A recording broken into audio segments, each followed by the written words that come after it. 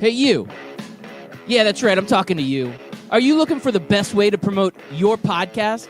It's easy. Just advertise your podcast to your ideal target audience. That's right, listeners of similar podcasts. Podbean has the best and most cost-effective options for you. Just go to the website sponsorship.podbean.com/STR. That's right, your friends here at Scout Team Radio are hooking you up. Go to sponsorship.podbean.com/STR and you will get the best deals to get your podcast rolling.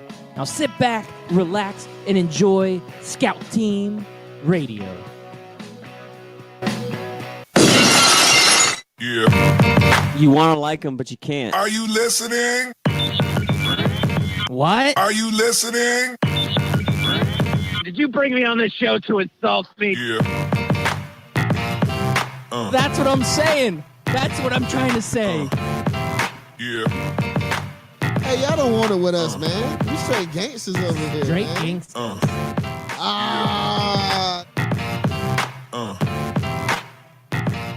Yeah, good morning and welcome back. That's right, you are listening to Scout Team Radio. We bring it to you hot and live each and every morning, Monday through Friday, right here on 12-Ounce Sports Radio. I am one of your gracious hosts. They call me Loudbeard. You are the most egotistical, self-deluded person I have ever met. Why do you keep saying that? And the man on the other microphone, he's a great American and a great patriot. You all know him as...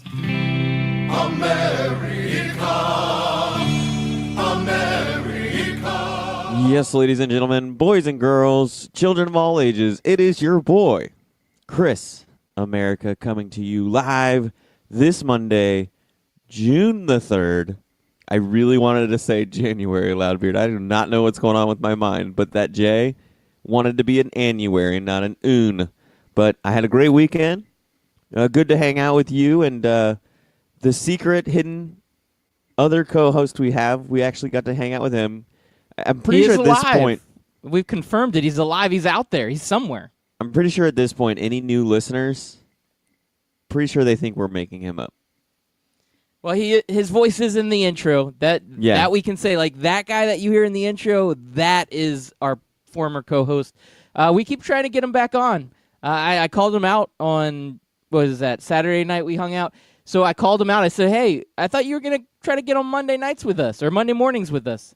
He's like, well, I got to rearrange my schedule a little bit. I got to move this around. I got to move that around.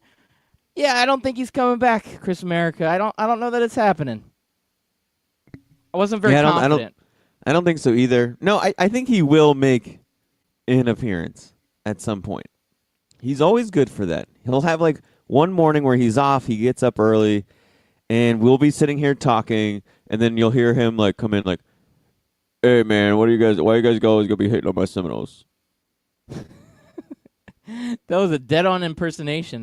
This morning's a Monday morning.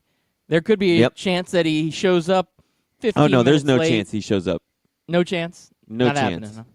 No, it's got to be I would secret, play, right? If I had my phone hooked up, I would be playing Vince McMahon's intro music right now. No chance. That's just what you got.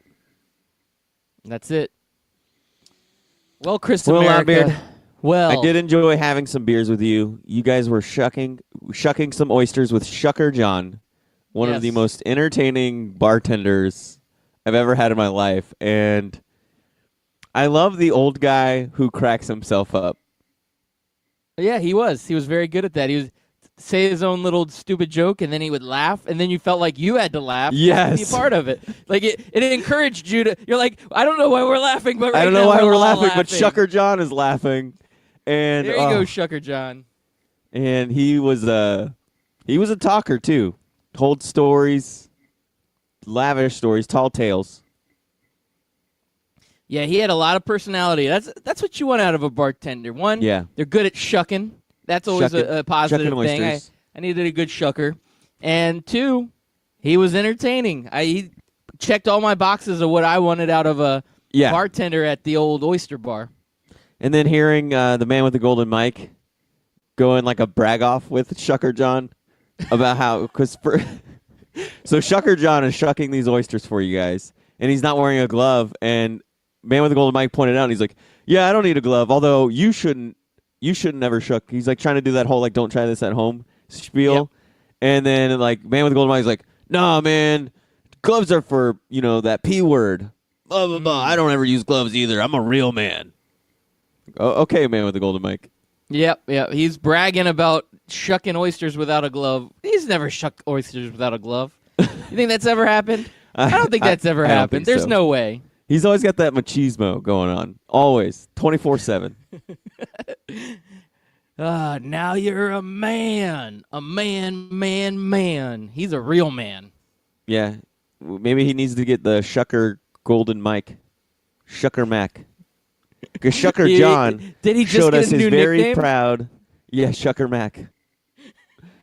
Shucker John was very proud of his beer bottle opener that said Shucker John on it. Yes. That was also a quality story when you have a bartender that he said he was being trolled by a few patrons who said, "Oh, why do you keep calling yourself Shucker John? Were you very proud of that nickname, are He's you?" like, "What is that your legal name? Do you have do you have an ID with Shucker John on it?" Oh, and he said, "Oh, yeah, you want to see my ID?" And he pulls out the bottle opener. Boom.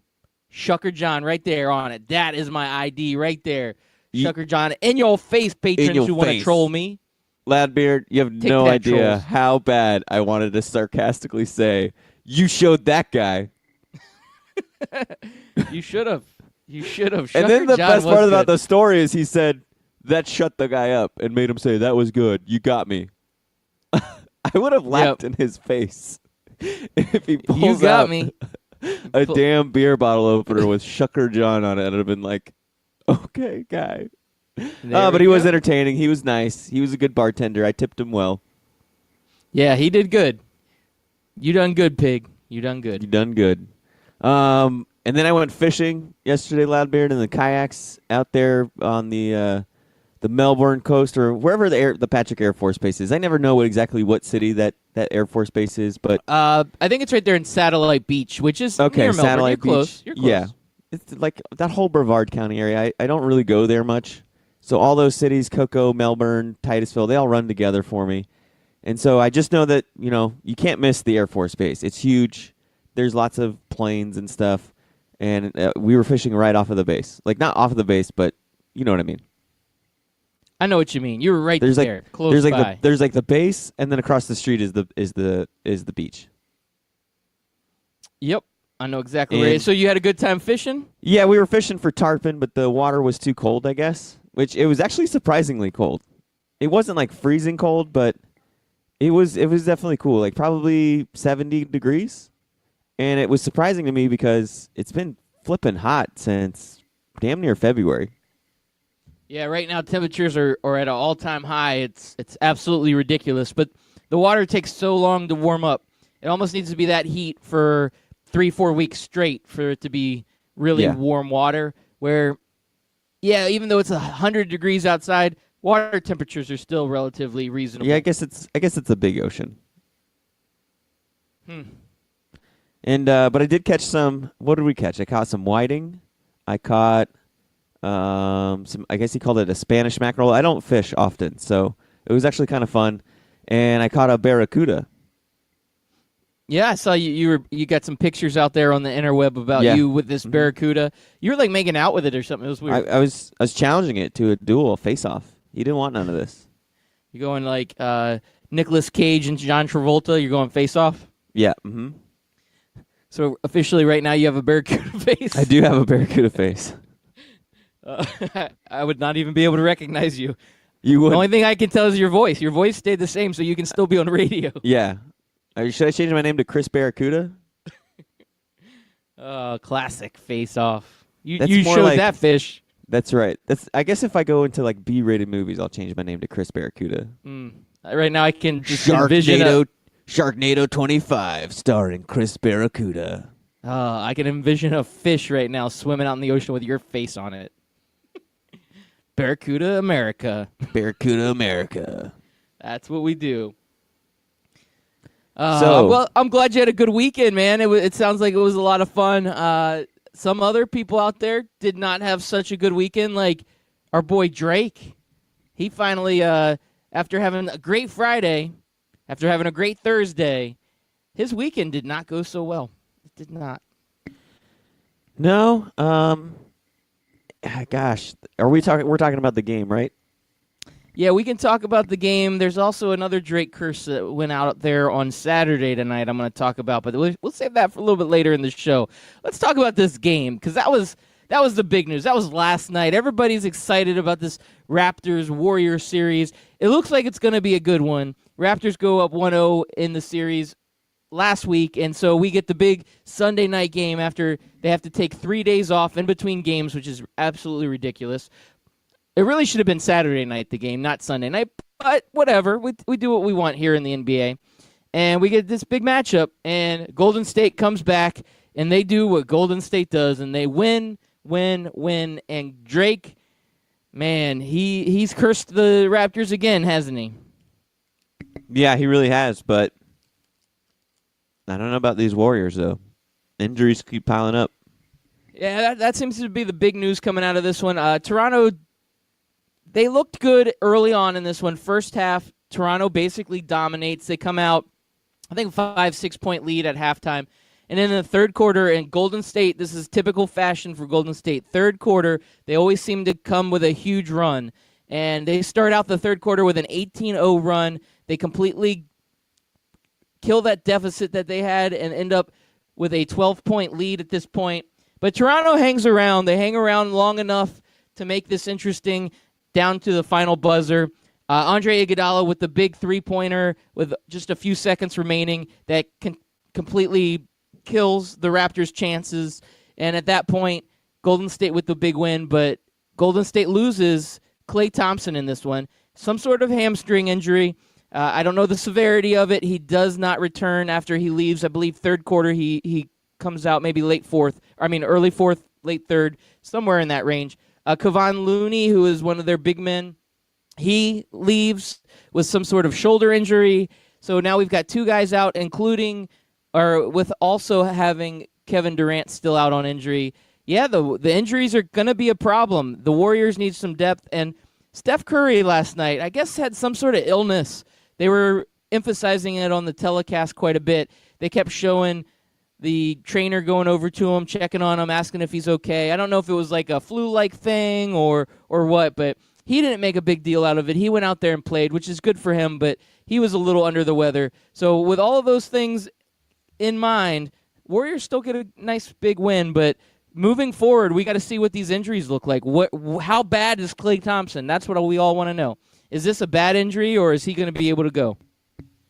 And can the Warriors win without Klay and KD? Now, they were able to pull off this win. Curry was able to lead the team. Cook was having a good night, too. He kind of picked up the slack when Klay started going cold. Like, he started off hot, and then he started going cold towards the end of the third quarter, beginning of the fourth, I believe. And then he hobbled off the court with an injury. But Cook was hitting 3 big threes down the stretch. And the other big story that I got out of this, Loudbeard, is, God, now I blanked on his name. Kawhi Leonard.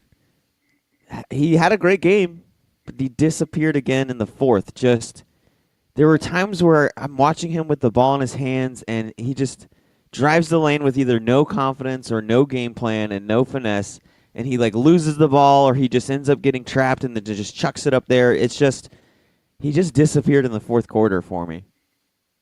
Yeah, I kind of thought the same thing. When you look at his stat line, you're going to say, okay, he had a great game. But when it actually played out, I don't know that he had a great game. I don't know that that's really what happened. Now, he got a lot of free throws, and he hit all of them. I think he was 12 for 12 or 14 for 14 on free throws. I mean, that's great. That means he's creating some sort of plays for the Raptors and getting some points on the board. But you're right. There was moments where I was like, okay, give the ball to Kawhi, let him make something happen. And he just ran into traffic, looked disoriented, looked like he wasn't a dominating force. And I don't know if it's Golden State's defensive plan against him, it was just working that well, or if he just was missing something. So, Yeah, Kawhi did not look like that superstar on the court. He didn't look like a Kobe Bryant where he takes over the game and has all the confidence in the world, or like a Michael Jordan. He didn't look like that level of player, and that's what the Raptors need against this Golden State team. They need somebody that is going to put the ball in his hand and put the team on their back and really run with it, and it didn't look like Kawhi had that. Again, very good stat line. He had 30-plus points. You can't ever complain about having an over 30-point game. But when they really needed him, it was rough. And some of the shooting last night for the Raptors was pretty horrid. It looked like they couldn't hit three-pointers. When they had that 18-0 run against them, they couldn't make anything. They had a lot of sloppy turnovers, a lot of poor foul choices. Just, I don't know. It didn't seem like this was the same team. I feel like they beat themselves more than the Warriors beat them. That's what I felt like. And Kawhi was part of that. Yeah, for sure. Curry has another big game. There's no surprise there. The Warriors just, man, when you see Klay Thompson go out and you still can't, because the game was very much, I think it was like a 6 to 10 point game. It was in that range because throughout the end of the third and the rest of the fourth, it was kind of like game one, except for now the teams are flipped. The Warriors had like a 10-point lead. The Raptors would go on like a 2 or 3 score run, close it to within, 4 to 6 points, and then the Warriors would hit a couple of threes and extend it back to a 10-point lead again. And then, like you had mentioned, with I think 30 seconds to go, the Raptors put it, I believe it was within 3 or 4 points? With I 30 think it was seconds 5. to go. Was it 5? Yeah, you're right. They came within, I felt like they were within striking distance where if they got the ball back, they could tie it. You might be right. I think it was 3 at that point because... Well, what was the final score? Because I know Iguodala hit that 3, and that was the final score of the game. Let me look that up real quick. There you go. Let's get into that final score because you're right. It was 104 to 109. Hit that 3, that was it. It was a 5-point win. Oh, so they were within 2. So they were within 2. Yeah, I just remember because before Iguodala hit that 3, the Warriors had like a couple of, or not the Warriors, the Raptors had a couple of opportunities to steal the ball, and they were right there, and they were just missing passes, just missing swipe attempts at the ball, and then that's how Iguodala was left alone because the Raptors were crashing on anybody that had the ball with the Warriors, and I don't remember who passed it out to Iguodala, but somebody finally got a hold of that ball, found Iguodala wide open, and then he just stood there, looked at the basket, and drained the 3 with 5.9 seconds to go. Yeah, and I remember the broadcaster saying, should he foul at this point? Okay, you got a 2-point lead. If you make a foul early in this, you still leave yourself with plenty of time to come back and get the ball and make something happen. The problem is that with a 2-point lead, if they make both foul shots, they end up putting it as a 4-point lead, so it makes it a little bit tougher, but you would have plenty of time. So the Raptors decide not to foul. They go for the trap. Like, they continue to try to trap the ball. They trap Steph Curry. He gets it over to Livingston. Looked like it could have been intercepted, but Livingston makes effort on the ball, gets it, and then finds Iguodala wide open. And after you've double-teamed, there's going to be a wide-open guy, and nobody closes in on Iguodala. It looked like he had millions of seconds, right? He's just standing there, no man's land with the ball, takes a nice, sweet shot, hits it no problem, and it ends up being that dagger where there's only now 4 seconds remaining in the game, I believe, and nothing the Raptors could do. So, I mean, looking at it, I kind of wish they would have fouled to kind of prolong this and maybe put themselves in a better position. If they would have gotten a steal there at the end on that pass when they trapped Steph, that would have been huge. But Warriors did what they had to do, and Iguodala showed who he is, former MVP of the finals. I mean, he's still an amazing player. He's getting up there in age, and yeah, he's had some injuries and whatnot, but you got to respect the guy. And after the game, Curry comes out and says to the press, he says, man, it was disrespectful that they left Iguodala open. And when you're a guy like Andre Iguodala, you make those shots. He's a clutch player that has been in this stage before. He's had these types of performances before, and you can't leave a guy like that wide open. It was just a bad series there for Toronto as far as that final play. It was tough. I don't know. I think in that scenario you have to leave a guy like that wide open. You have to, if you're not going to foul, you have to go for the trap. You have to go for the steal. And you're right. Iguodala is a good shooter. He's a good clutch player, but I'm okay with him taking that shot because there's like a 30 to maybe even 40%, or there's like a 60 to 70% chance he misses that shot, and you get the rebound, and now you can take it up the court really fast or call a timeout or do whatever you need to do. I'm never really like. Sometimes I get it when you have to foul, but I'm never really a fan of it because it's almost like you're trying to fill a bucket with a hole in it, right? It's just you just keep trying to chase points and you just never get there because especially a team like the Warriors, they're a really good free throw shooting team. I think they made 23 of 23 last night or on Thursday night. I think they were like 21 of 23 last night. So it's kind of like a damned if you do, damned if you don't situation where let's just try to get the steal or they have to shoot the ball. So let's hopefully we can get a rebound and go that route. Because if they start fouling, then eventually they're going to lose all of that time to where they can get a steal, and you're putting more pressure on yourself to make points. But I think it's hindsight's 20/20 in this scenario. I could have gone either way with what Nick Nurse decided to do, whether foul or do what they ended up doing. It's just, whoever was trying to get that interception was late on the ball. Livingston, like you said, worked for it and was able to find Iguodala, and Iguodala was able to make that shot. Yeah, everything came together, and Warriors deserve this win. I think when the Raptors look back, it's really not that last play that's going to kill them. It's that 18-0 run in the third quarter that they're looking back on and saying, we couldn't get anything to fall. We could not get anything to fall. And this was one of the – I always look back. I hate to do this. I'm one of those guys that always looks back at key plays in the game. Earlier in this game, I want to say it was first quarter, there was a play where Siakam went up to do a quick layup, and Klay Thompson went up and grabbed the rim, and it should have been rim interference, and it was 2 points. And I said, those 2 points are going to be huge at the end of this game. I cannot believe the refs missed that call. And when they miss that call, that's 2 points right there that the Raptors will never see again. If you go and you look at this game and it's tied in that final possession, I think that's a completely different scenario. Oh, yeah, then and maybe you do foul.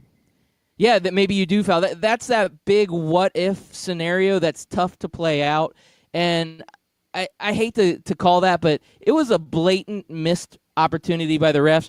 But once it's gone, you move forward and you just play the game the way it is. And the Raptors, again, the worst part of their game was that 18-0 run. They came out of halftime just flat. It looked like they had no energy, and the Warriors did what they normally do in the third quarter. And that just was hard to watch. It really was. I was like sitting there like, come on, you guys just got to get something going, some sort of bucket, anything just to get the ball in the basket to show that you can do it again because it's an 18-0 run, and you got to stop the bleeding. The other area, the last 3 to 4 minutes of the game, I was just about to say both teams 0 points. I mean, It was weird. Raptors were getting nice stops, and then they couldn't score on the other end. I mean, they had so many opportunities. I felt like they blew. Yeah, again, that falls on Iguodala in the fourth quarter. You have 30-plus points in this game. I don't know how many points you scored in the fourth quarter, but it wasn't much. And you're right, because I remember that stat came out. Iguodala got fouled. Or not Iguodala. Sorry, I keep saying Iguodala. Kawhi Leonard. Sorry, I had Kawhi Leonard or Iguodala in my brain because I said his name so many times. Kawhi Leonard got fouled. And he made some free throws. Or no, it wasn't he got fouled. It was that technical that Steph Curry picked up. And so Kawhi took those free throws, and they're like, these are the first points scored by either team in 3 minutes.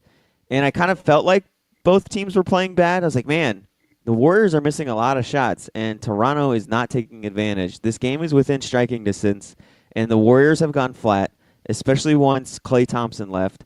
And the Raptors just could not get it going, and that falls on Kawhi Leonard as the leader of that team. And you want to be a top 3 player in the league. You want to be that LeBron James, KD status. You got to take over a game like that, especially in a time where your opponent isn't doing anything.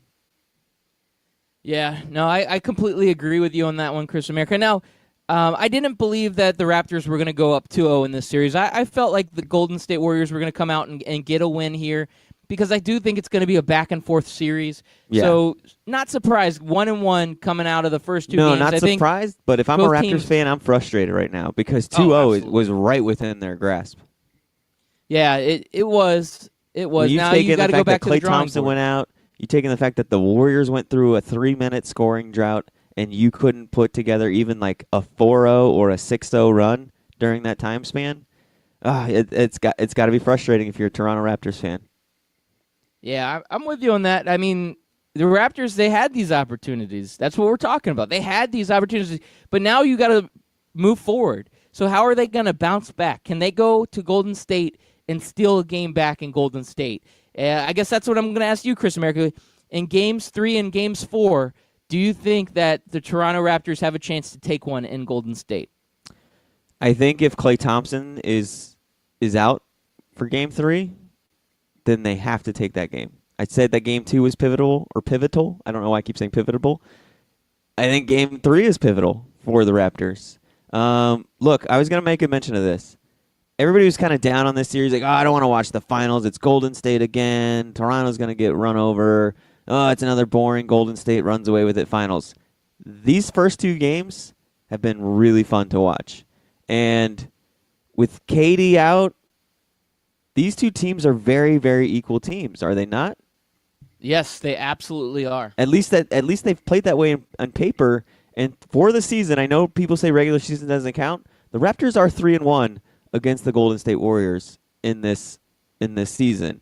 And last night was their first win, the first win by Golden State against the Raptors this season, and they had to fight tooth and nail and claw for it to get it. Yeah, and it was an ugly win. It wasn't like a classic Golden State performance. Right. Golden State came out of this thing limping. They didn't come out with a lot of confidence. Like, yeah, they got the win, and they're excited and happy for that. But they're not looking at it saying this was our best game ever. They're looking at this saying, we might be in trouble. We're going to have to fight tooth and nail for every victory that we're going to get in this series, and we're losing some of our big guns. A guy like Klay Thompson, if he's going to be out an extended amount of time, that's going to be scary for this team because not only is he an offensive weapon, he is a great defender. And with what Toronto has and the depth that they have, you need those defenders on the floor. So it could spell disaster for Golden State if Klay's missing time. Yeah, and has there been a prognosis update on KD? I've heard some people say he's going to sit out the rest of the series. Yeah, there's been I don't know if that's true. Is he still day-to-day? Yeah, I mean, he's day-to-day. I know Steve Game Kerr 3 came is out and said... Game 3 is what, like July 4th weekend is when Game 3 is going to be? Yeah, no, I think it's Wednesday or Thursday. It's like crazy. I'm like, come on. God. Like, give me a break. The 5th, whatever the 5th is. Today's the 3rd. Yeah, so Wednesday. I'll say Too this, much time. though. A lot was made Friday morning, or just all day Friday, by news or sports talk radio about the ratings being low as ever. But I believe one person pointed out, and I don't know if this is true, but somebody did point out that when the ratings come out, they only do the U.S. ratings. They don't have the city of Toronto or Canada figured into those numbers. And I don't know if that's true or not, but I'm going to assume it is because I feel like the whole city of Toronto is watching that game. And I'd love to see what adding the city of Toronto and Canada to that fact does to that. I don't believe that this is as truly a low-rated game or a series as they're making it out to be on Friday. I don't know what the rating was last night. We won't find out till later today. But I think now that the series tied 1-1 and the casual fan says, oh, wait, the Warriors aren't going to sweep, the Warriors aren't blowing people out, the Raptors actually have a chance to win this thing, maybe I should tune in. I think we're going to watch, as this series goes along, more and more fans start tuning in. Yeah, I agree with that, Chris America. This is one of those series that it's going to get better and better, and basketball fans love this. They want to see a good matchup. I think the reason the ratings may have been down from the beginning, it's that false sense of security that, Golden State's going to win it no matter what. Yeah, I get it. I get what you're saying there because Golden State's been here the last 5 years. Nobody thought Cleveland was going to come back after being down 3-1 on that Golden State series, and that became a huge series. Don't count anybody out. Both of these teams are great. They both have dynamic players, and we're going to see some fireworks here in the next few games. And I'm ready to watch it. I'm ready to get my popcorn out, and that's what the ratings are all about. It's about getting those fans ready to see something that they haven't ever seen before. And if it means Toronto giving Golden State a run for their money and then fans saying, oh my gosh, somebody actually might be Golden State again, people want to watch that. That is something people want to watch. It's like the Super Bowl. People tune in to watch Tom Brady lose, and 99% of the time he doesn't. And you just sit there and hope that you catch that 1% of the time because you want to see the mighty fall. And in this situation, we might see the mighty fall. We might see Golden State go down. We're gonna go fight for it. We're gonna watch it. We're gonna see the Avengers try that 1 in 6 million chance to take down Thanos, and that's what the Toronto Raptors give you.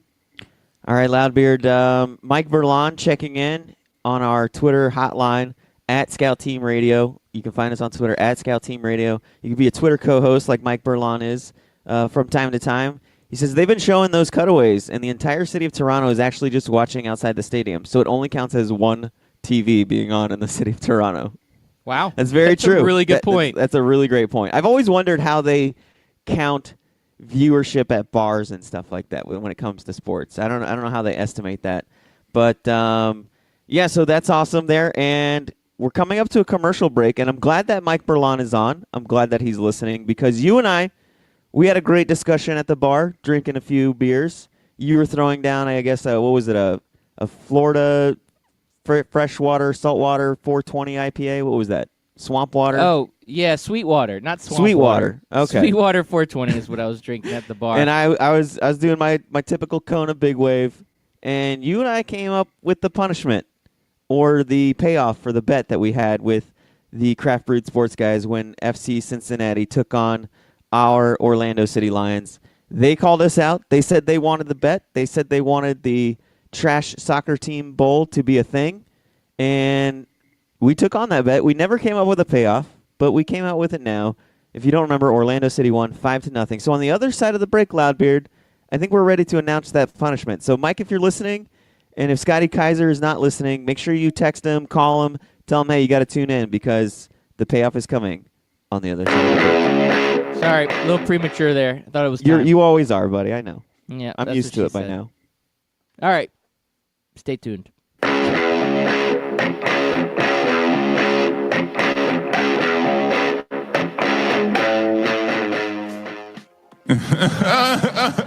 Hey, Kawhi, what are you laughing at, man? This isn't funny. Fantasy sports reimagined.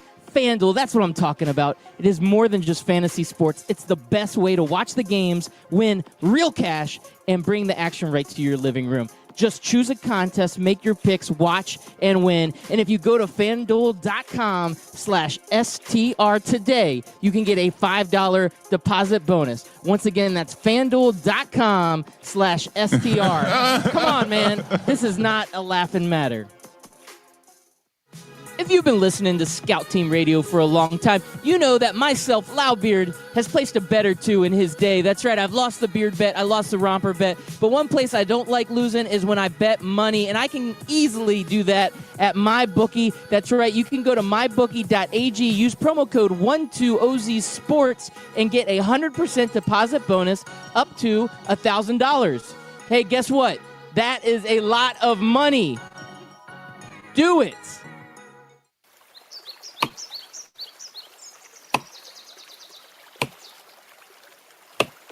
When I'm working hard, I build up a thirst for sports. That's when I grab a cold 12-ounce sports radio.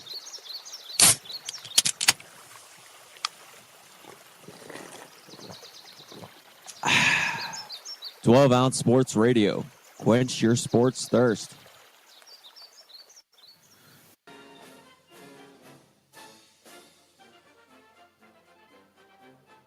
Hey everybody, it's your favorite Patriot, Chris America, and I want you to listen every single weekday, Monday through Friday, 6 a.m. to 7 a.m., and on replays from 11 a.m. to noon of Scout Team Sports. Listen, George Washington did not cross over the ocean blue in 1492 to defeat the Nazis, so you can listen to the same tired national clickbait sports stories. So once again, tune in to us every single morning, 6 a.m. to 7 a.m., and then we replay from 11 to noon. I will see you there, and God bless America.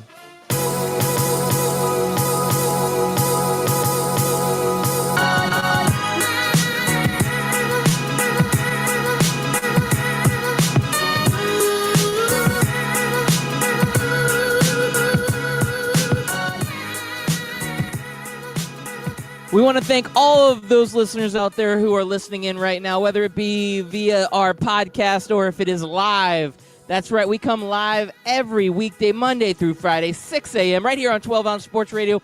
We also simulcast on the Full Press Radio Network.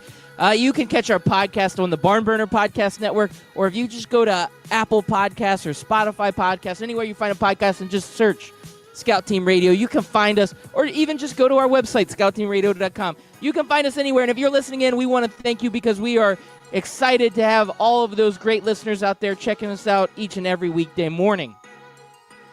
Oh, well, you can also interact with us. That's right. We get hot on the Twitter line. Right now, Mike Berlon, good friend of the show from Craft Brewed Sports, is tweeting in at us, and we want to encourage all of those listeners out there. Hit us up on Twitter, at Scout Team Radio. Get interactive. We will read your topics, your thoughts, your whatever on air, and we can discuss it. That's what we can do. So make sure you get interactive. We enjoy when our listeners get interactive with us, and we can have some fun with you on air. That is the best part.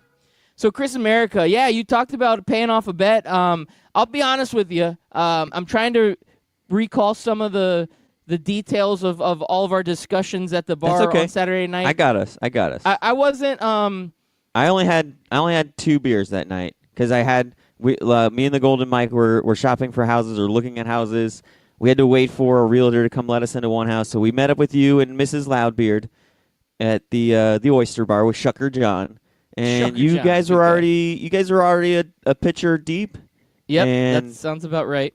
And then you and the man with the Golden Mic got some more of that Swamp Water 420, and you guys were having fun. But it's okay, I got us. But first, Memphis Spence also checking in, and here is a celebrity rivalry America needs. He shows us a tweet from Macaulay Culkin. I guess Drake was wearing a sweater or a hoodie with Kevin McAllister on the back doing the classic, I just put aftershave on my face and it's burning me because I shaved for the first time as a 12-year-old with the word Kevin with question mark, exclamation point, question mark, exclamation point. I guess that's a dig at KD. So Macaulay Culkin, Kevin McAllister himself, tweets at the posts the picture and says, "Hey Drake, I'm right here, bro. DM me. See you at the barbecue." Look at that. Classic. Yes. Classic Macaulay Culkin for you right there, man. Bringing it hot. Drake's trolling. This has just become like a fun rivalry back and forth. Everybody's getting involved. People want to see what Drake's doing. Some people are annoyed at him. Golden State fans hate him. Toronto fans love him. I mean, this is good times right here. Thank you, Memphis Spence, for tweeting us in. We definitely appreciate that. No, listen. Honestly, I know we're all disappointed that the Warriors are in it again. I'm having fun with this series. With Drake, now Macaulay Culkin's coming in off the top ropes, the close points, scoring games, everything. The drama with KD being out. Is he going to stay? Is he going to go? This series feels like a fresh new series as opposed to what we saw the last 4 years. Yeah, I mean, we knew LeBron left, so Cavs weren't going to be in it again. But if we would have saw another LeBron Cavs against the Warriors, I think the ratings would be epically low. I don't think that casual fans would even tune in. They'd be like, this isn't worth it. But this series right now is starting to spark some interest, and it's really become a lot of fun. You're right. I think we're having a great time with it. So I love it. I absolutely love it. And thank you, Memphis Spence, for tweeting in, and thank you all of those listeners out there for all your tweets. We love them. So I know Mike Berlon's listening. I don't know if Scotty Kaiser's out there or not. He's kind of hit or miss in the mornings, too. Sometimes he's on. I guess it depends on his night schedule or his schedule at work. But when he listens in, I can't wait to hear his response to this. All right, so you ready for the big payoff for the Craft Brewed Sports guys? Yeah, I don't even remember. I remember. I like this because you were part of the conversation, and now you are learning what it is, just like Mike Berlon and Scott Kaiser. I think it's kind of fun. Yeah, and I remember having a side bet with the Golden Mike, but maybe this was part of it. So this is what sparked your side bet with the Golden Mike. Okay. So the Craft Brewed Sports guys, they're a show about beer and sports. Their name kind of defines their show, and they always have a beer that they sample at the beginning of the show, that they drink during the show. They give like a mouthfeel rating and the smoothness, and then it's a can it. Is it can it or pour it? Is that what it is? I know if they don't like it, they can. I can't remember what it is if they like it. I listen to their show all the time, and I can't remember. Yeah, it's too early in the morning to remember all of these specifics, but can is not good. Can is not good. So they give a rating. They drink it throughout the whole entire show. And I think for their punishment, they have to drink a beer that we're going to tell them to drink, that they have to sample it, they have to rate it, they have to talk about it on their show. It can be this show. I don't want to, plan out their next show. I know their show's on Thursday. I don't know how far advanced that they plan out. I know you and I, when we did a weekly show, we planned like 20 minutes before the show even started. These guys seem like they're way more on top of their planning game than we are. So without further ado, to pay off this bet, either next episode or the episode after that, they have to sample Natter Days. They have to.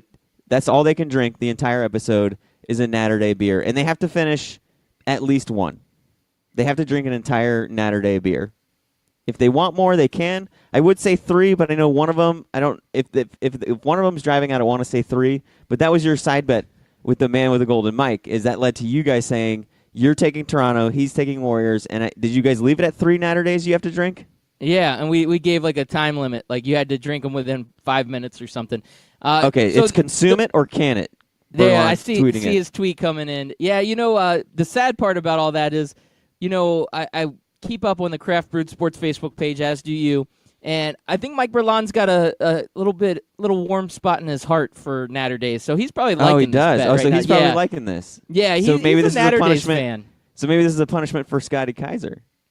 Probably. And Scott Kaiser didn't even make the bet. It was Mike Berlan who made the bet on the page.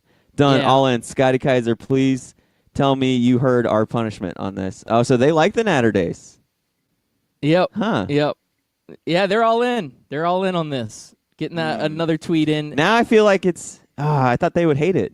No. Mike Berlan loves himself some Natter He's Days. your like craft brewed guy. Can you call yourself a craft brewed beer snob if you like Natter Days? Yeah, it's a good question. I mean, if you're a beer guy, you like all kinds of beers, or you're a beer connoisseur. The reason why I say this, so after we had this conversation on Saturday night, Anthony Mack jumped into this Craft Brewed Sports Facebook group, and he used to be a co-host of our show. He disappears. He's never really put any feedback into this Facebook group, and then all of a sudden he shoots out a picture of Natter Days onto the Facebook group and just sends it out to everybody. And he never heard of it. He'd never heard of it until we brought it up Saturday night. He was probably doing some grocery shopping, saw it, took a picture of it. And it's funny the amount of people that are like, oh, that looks disgusting. That looks disgusting. And then the people that have tried it are all like, yeah, it looks disgusting, but it's actually not that bad. Like, you should try it. Like, this isn't that bad a beer. I think we'll be pleasantly surprised. This is like the jam of the summer. It reminds me of when Blink-182 came out with that What's My Name Again song. By the way, 20-year anniversary of Blink-182's Enema of the State album. Just want to keep bringing it up that Blink-182 is just such an amazing band. So much better than some of these other bands out there. But 20-year anniversary. You mean like on Sum that? 41? Yeah, no, I've never heard of them. You mean like Justin Bieber? Yeah, that guy's terrible. That's terrible. So the summer like Tyra jam of Banks? 1999 was What's My Age Again? And the summer jam of whatever year it is in now, 2019, 20 years later. Oh, is it's that Natter Old Town Days. Road, stupid. No, yeah. no, it's Natter Days. No, I'm not talking about music. I'm just jam. Oh, Just you my know jam. the people Natter who Days are listen, my jam. You know who people who drink Natter Days also listen to Old Town Road or whatever that song is called. Oh, you mean listening to Old Town Road drinking on Natter Days? Look at Yep. this. So Mike Berlan says Natter Days is the legit perfect porch drinking beer. It's just the hanging out on a summer evening, needing a nice ice cold refreshing beverage, and you grab a Natter Day. It's really not a bad thing. So this was the worst punishment we ever came up with, Chris America. It is. And I would say that I was 2 pitchers in when this came up. So I mean, you were can't talking say about that- it like it was god awful, like it was like a strawberry beer. It is. It's a strawberry lemonade beer based That off sounds of natural light. awful. Maybe I should try it. Maybe I'll like it. Maybe I'll drink a Natter Day with the guys at Craft Brewed Sports on Thursday night. Yeah, I might drink one too. Why Damn it! not? You made it sound like this beer was god awful and that these guys would hate it. And now I'm thinking like I should have had them drink apple teenies or something. Yeah, you could probably make an apple teeny with Natter Days. Probably. Terrible thing, Chris America. All right, let's move on to our next subject. I don't know where I want to go from here. I do want to say talk that hockey? We could talk that hockey. Yeah, let's talk that hockey. Let's do that. So Bruins have a 2-1 game lead now, and we have a game coming tonight. Game 4 is tonight. Are you ready for this? Bruins with the 2-1 lead. Can your St. Louis Blues bounce back, Chris America? Talk that hockey. Well, it's nice to see that, they play a game, they take the night off, and then they play a game again. That's always good to see. So Bruins destroyed the Blues at home. 3 goals in the first period, 2 goals in the second period, 2 goals in the third period. Blues could do nothing to stop this Bruins team. And I think the kiss of death combining with you and Mike Berlon has empowered the Boston Bruins to just be better. You guys have taken your 2 negatives and turned it into a positive for the Boston Bruins. Way to go, guys. It's a long series, Chris America, and we have. Our kiss of death seems like it's not working the way we thought it would work. Our powers combined, we've become the Captain Planet of the kiss of death.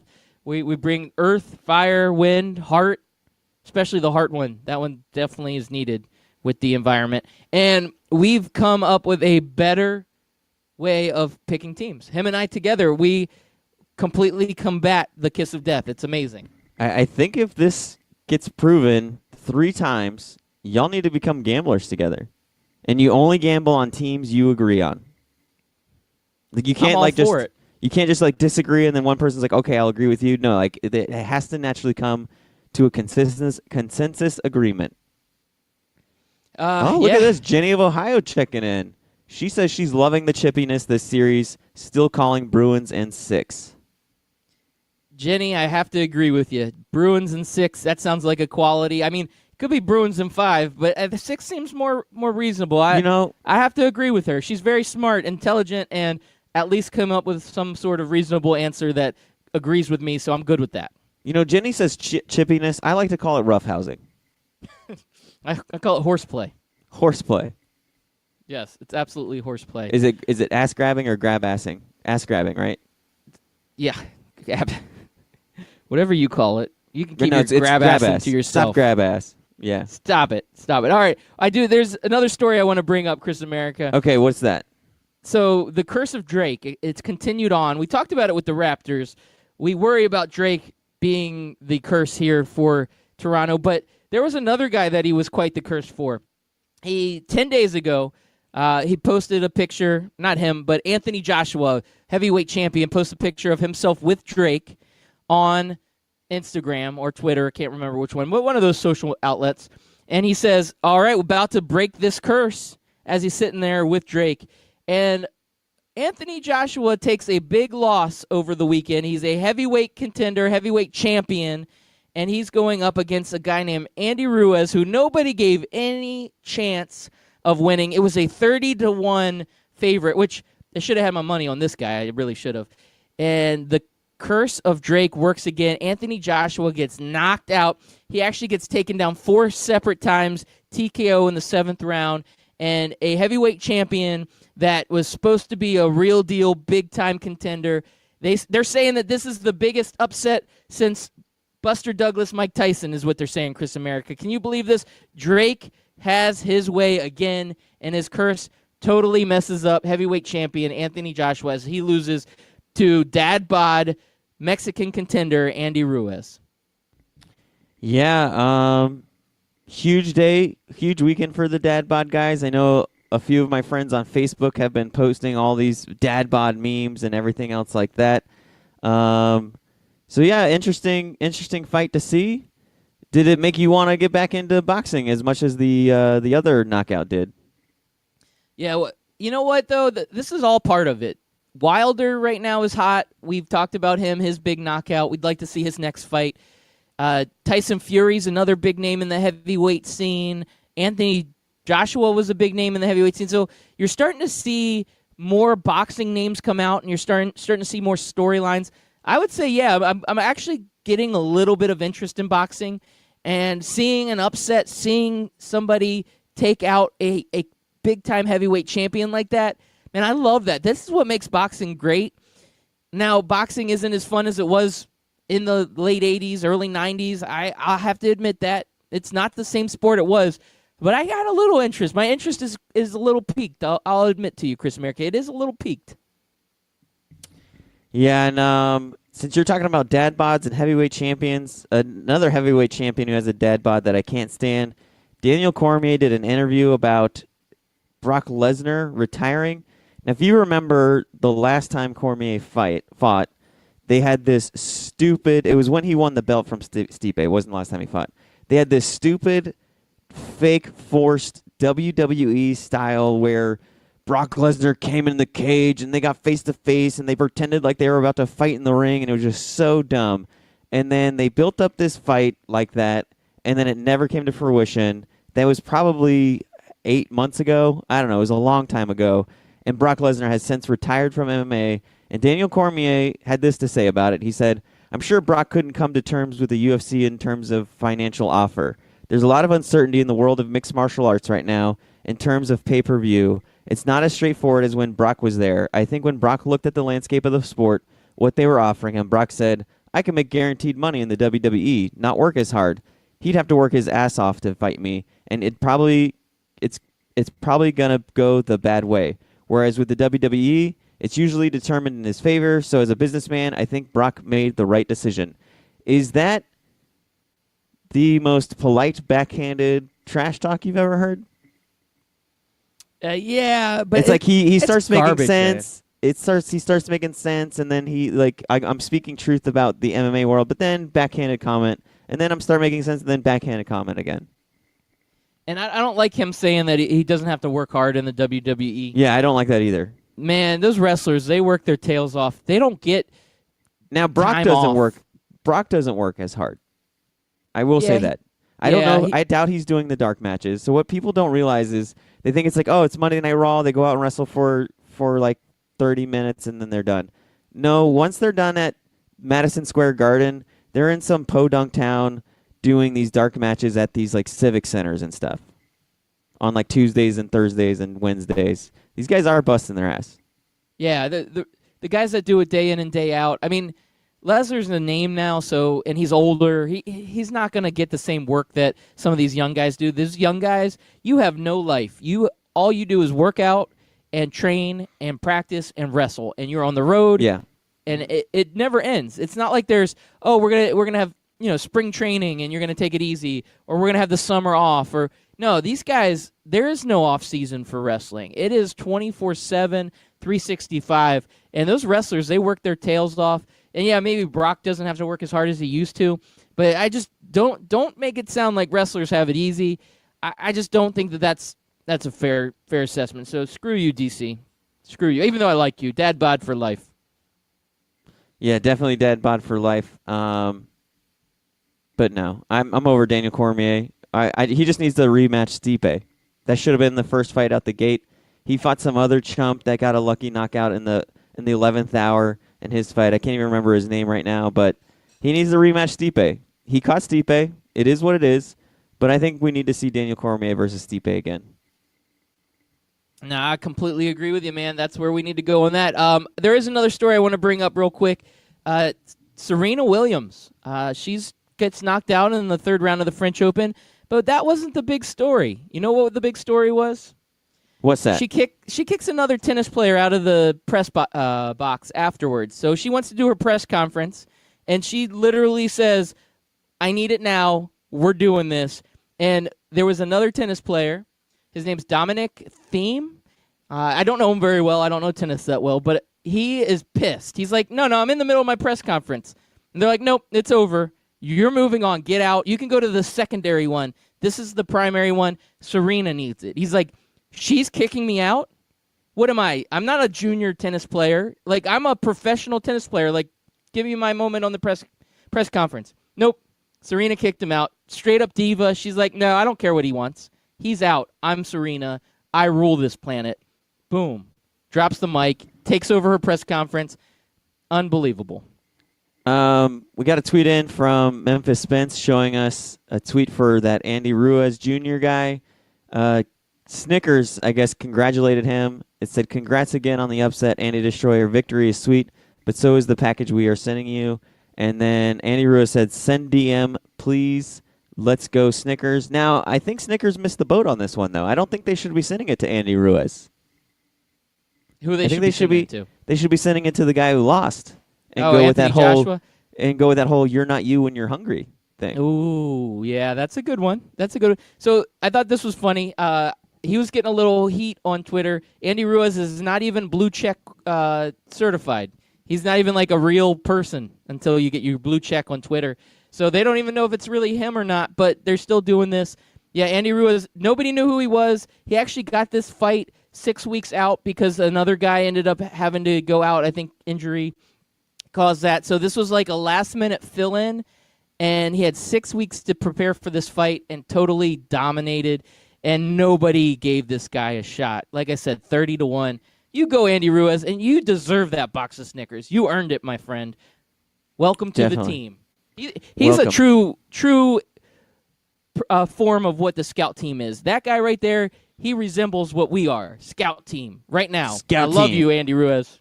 Well, unfortunately, we're out of time. Scout team's out. We're knocked out. But we'll get back up Gonna tomorrow. knock you out. I'm going to follow Andy Ruiz. Follow. Yeah, I like him. There we go. Wow, he's got Loudbeard, if you missed 56,000 any of the followers. show, if you're like Scotty Kite, if you missed any of the show, you can check it out on Apple Podcasts, Spotify Podcasts, Stitcher, Podbean, or ScoutTeamRadio.com. Hope you guys enjoy your Monday. See ya. Happy Natter Day.